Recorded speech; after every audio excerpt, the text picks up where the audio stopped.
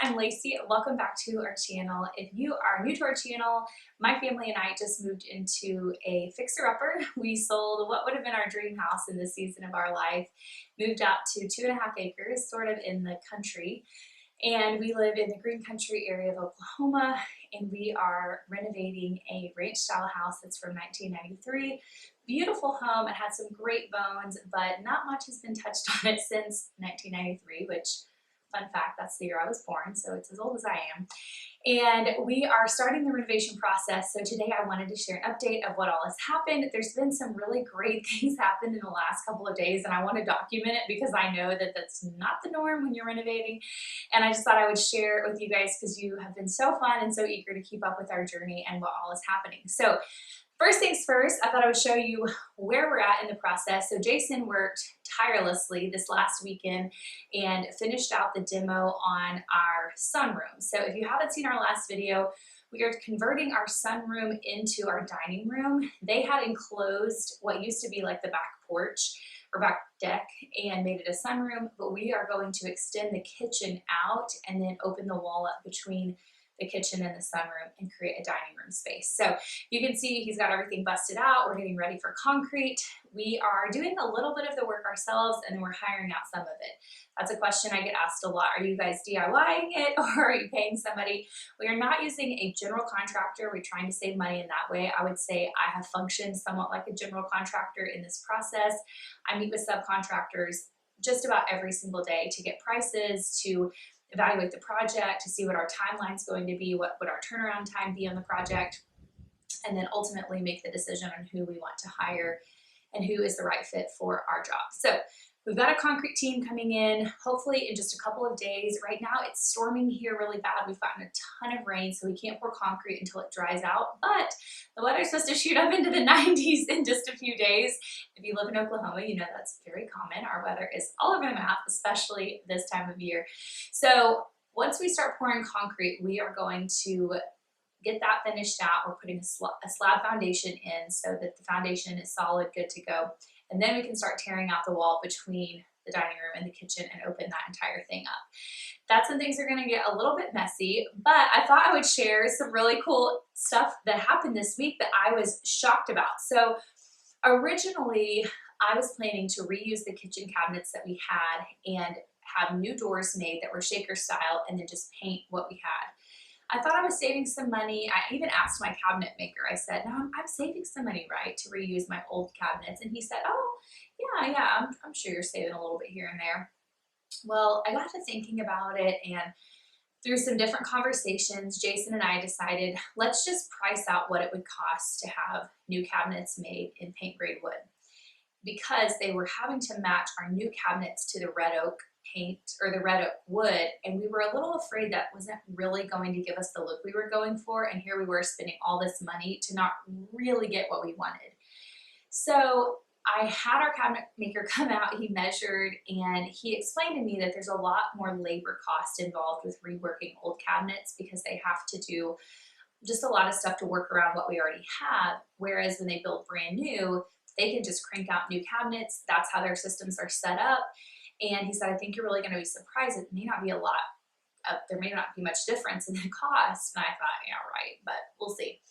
Well, come to find out, we were within a few $100s. And I'm talking, we're spending thousands here on cabinets. Cabinets are extremely expensive. One of the biggest expenses of this entire project.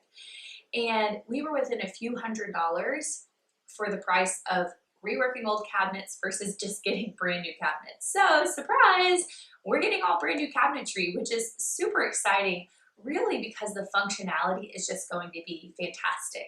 We were trying to rework some of the drawers that didn't function well, or where they put like an awkward cabinet that I couldn't really fit a casserole pan in. And now we're just gonna get to start from the ground up and make sure that these cabinets function perfectly. They're going to be brand new, and I am super stoked, especially as somebody that spends a lot of time in the kitchen. I love to bake, I love to cook. Even just as a wife and a mom and an entertainer, you just spend a lot of time in the kitchen, so I'm super excited about that. It's very unexpected, and I just count it as a blessing from the Lord.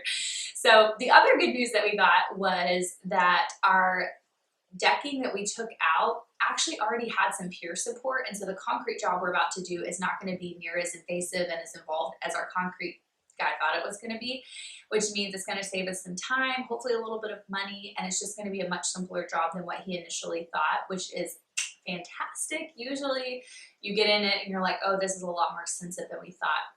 So the other good piece of news that we got, and this is for down the road, but I just thought I'd go ahead and share it with you guys, is there's a lot of thunder here right now. It is storming really bad right now as I'm filming this. So if you hear thunder, that's what it is. You may even see strikes of lightning, but we're good, we're safe.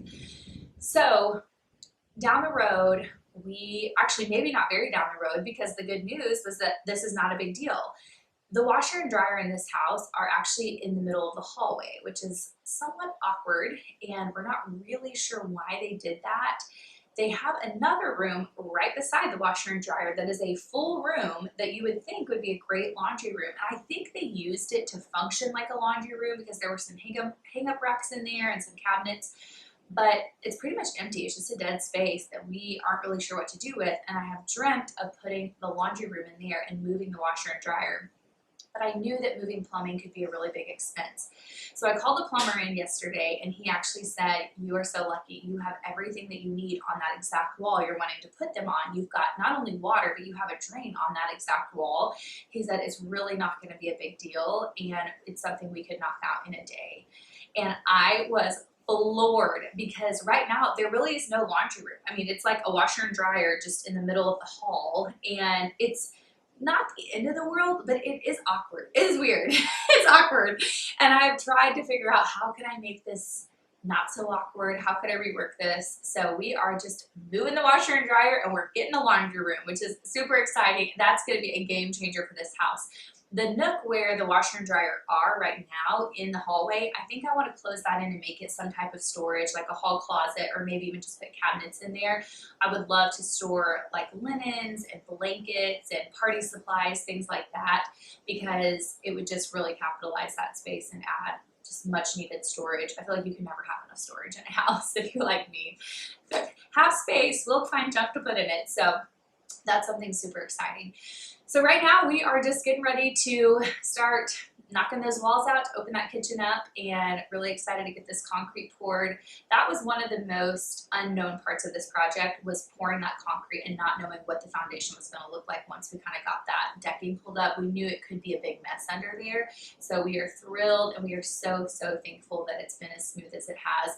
I just feel like I should share this, but I told Jason the other day, I said, I feel this constant need to be praying about this renovation. Oh my word.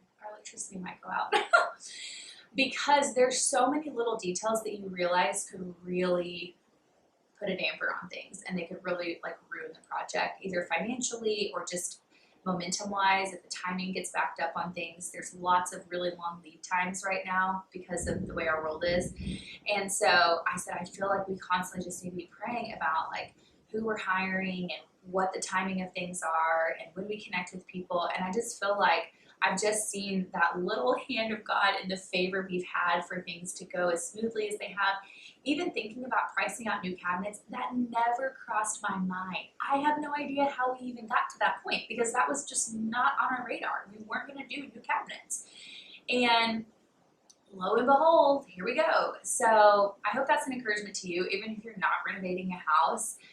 Pray, pray, pray. Invite the Lord into every detail of your life. You seriously never know how He's going to show up, even in the most frivolous feeling ways. He cares about the little details, and He cares to be intricately involved in our lives. So don't be afraid to pray about the silly stuff, because He does care about it.